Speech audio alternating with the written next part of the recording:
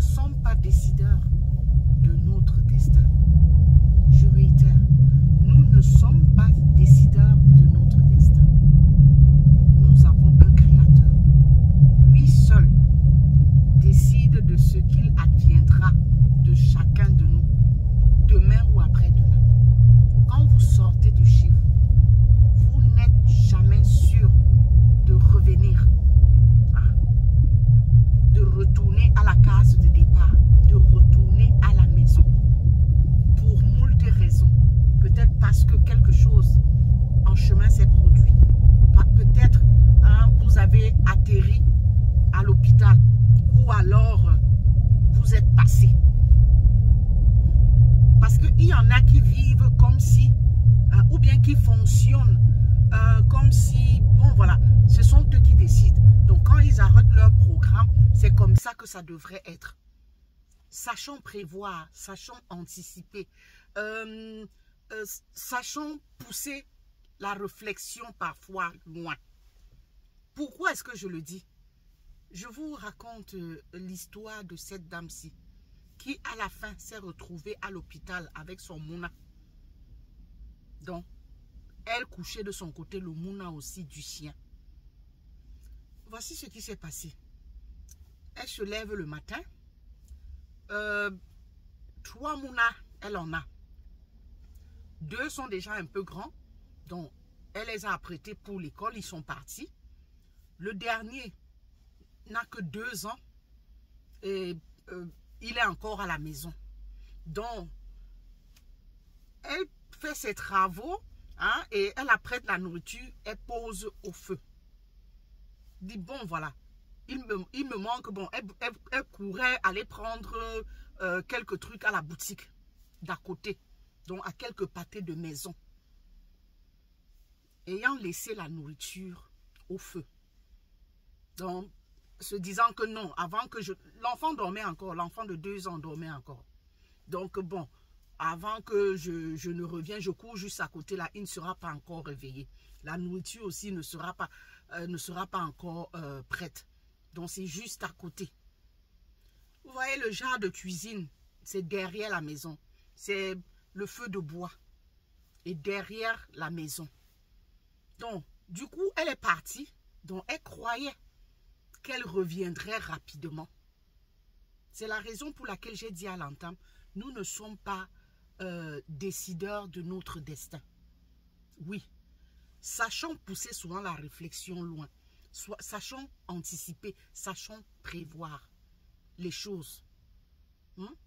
Elle est partie, laissant l'enfant endormi et la marmite au feu.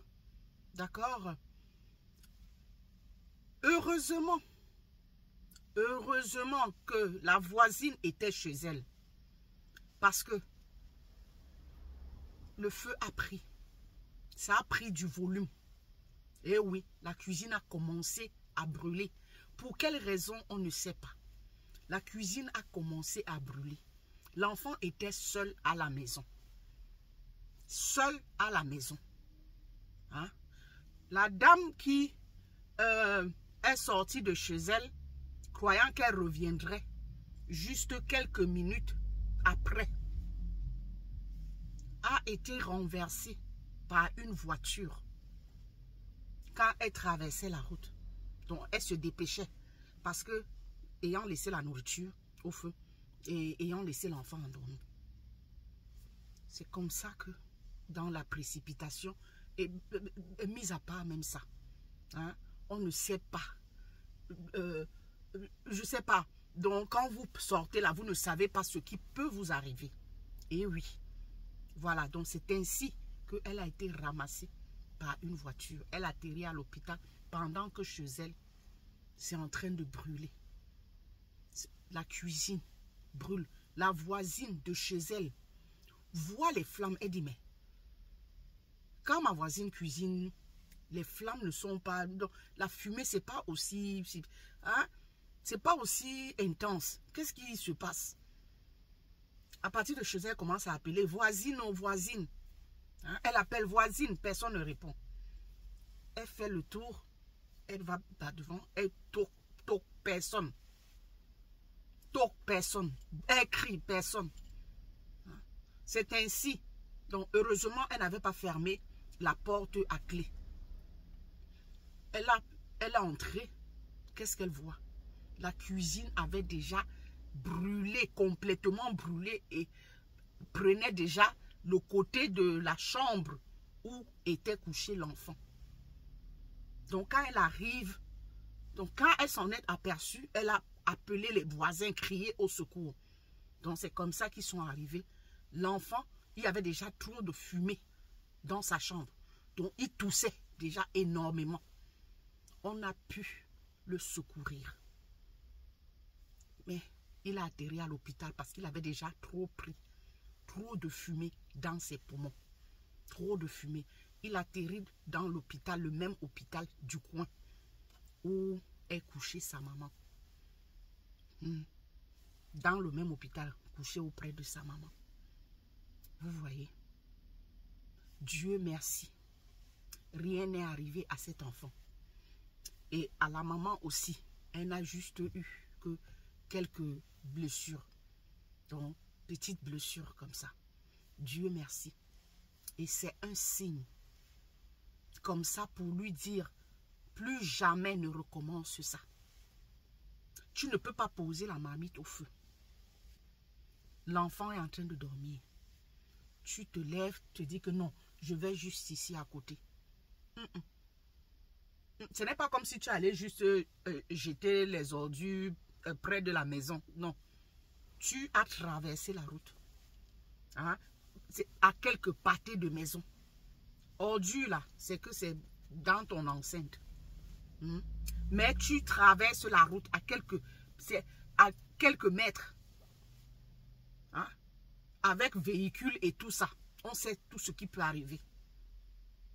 Et voilà qu'elle a été ramassée. C'est un signe. Dieu, lui, c'était pour lui dire que ne recommence plus ça. Parce que la prochaine fois, ce sera plus grave. Ce sera dramatique. Et oui. Et je crois qu'elle l'a appris. C'est la raison pour laquelle j'ai dit, on prend trop de risques. Nous, les Blackies, nous prenons trop de risques. Et nous ne savons anticiper. Quand je dis anticiper, je veux dire dans la réflexion. Pousser la réflexion bien loin. Que bon, non, s'il faille que j'aille à la boutique là, hein, donc l'enfant, non, je peux pas, il faut que j'attende que l'enfant se réveille. Ou alors peut-être, si c'est urgent, vous devez faire cette course-là, hein, de toute urgence, allez chez le voisin, vous lui demandez s'il peut venir rester là un moment, je ne sais pas. Ou attendre, ou dégager, éteindre le feu, dégager la marmite avant de revenir continuer, si c'est une urgence. Ou alors, attendez que la cuisson, si ce n'est pas urgent, attendez que la cuisson soit faite, soit finie. Hein? Et vous vous levez, vous allez faire, et vous rassurez surtout que ce feu-là est bien éteint. Parce qu'on a connu des histoires, on a eu des histoires ici, au Cameroun, là-bas comme ça. Une maman, presque pareille. Mais la pauvre, celle-ci avait perdu ses 4 mounas. 4 mounas. Elle en avait 5. 4 qui dormaient. Celle qui a été sauvée, c'était l'aînée. Et sauvée pourquoi? Parce qu'elle n'était pas à la maison. Elle était allée remettre quelque chose à sa maman. Je ne sais pas où c'était la nourriture. Sa maman vendait la nourriture les soirs au carrefour. Donc elle apprêtait, elle faisait déjà cuire ça, les mets là, la veille. Avant de réchauffer maintenant encore bien à point le lendemain. Donc elle faisait ça les soirs. Hein? Donc elle a laissé tous les soirs, elle faisait et rien ne se passait. Hein? C'est comme ça, malheureusement. Ce jour-là, elle a cru avoir bien éteint le feu. Oh que non. Il restait encore une braise. Et c'est cette braise-là qui a enflammé, qui a grossi. Le temps que la grande sœur soit allée remettre, je ne sais pas ce que la maman voulait au carrefour où elle vendait, ça avait brûlé. les enfants. Et elle est partie ayant cadenassé la porte. Hein? La jeune fille, le temps de... Elle a traîné au carrefour. Le temps de revenir là. Que elle revient seulement, voit seulement les flammes. Que toute la maison partie dans les flammes. Toute la maison. Donc, il faut faire attention. Je dis surtout quand c'est le feu de bois là. Pour rassurez-vous que c'est bien éteint. Hein? Pour le cas de cette dame-ci. Se rassurer vraiment que si tu veux faire la course, une course à côté là, rassure-toi que c'est bien éteint. Éteins avant de partir, surtout qu'il y a un enfant là. Hein? Et l'enfant dort encore. C'était un signe. C'était vraiment un signe. Pour lui dire ne recommence plus jamais ça. Donc vraiment, sachons souvent pousser la réflexion loin. Qu'avant de poser un acte là, réfléchissons. Surtout quand il y a des enfants à côté. Quand il y a des enfants impliqués, il faut réfléchir que bon, comme je vais arriver là en route, l'enfant est encore en train de dormir. Ouais, c'est mieux, j'attends, il se réveille. C'est mieux. Parce que la marmite au feu là, ou alors je finis de cuisiner. Hein? J'éteins, je me rassure que tout est éteint avant de partir. Il y a tellement de drames qui se produisent. Tellement. Et ceci parce que nous ne poussons pas la réflexion loin. Hein? Il y a un autre monsieur. Ce sont des histoires que j'ai souvent eu à raconter ici. Dans le cadre de la sensibilisation. Un autre monsieur, sa femme le laisse à la maison avec l'enfant. Le premier était déjà à l'école. La maternelle. Il était à la maison avec le second. Qui dormait. Il s'est levé, la femme l'a laissé pour aller faire les courses. Il s'est levé pour aller fumer au balcon. Au balcon, là. Les bars, là, c'était bien espacé. Bien écartelé.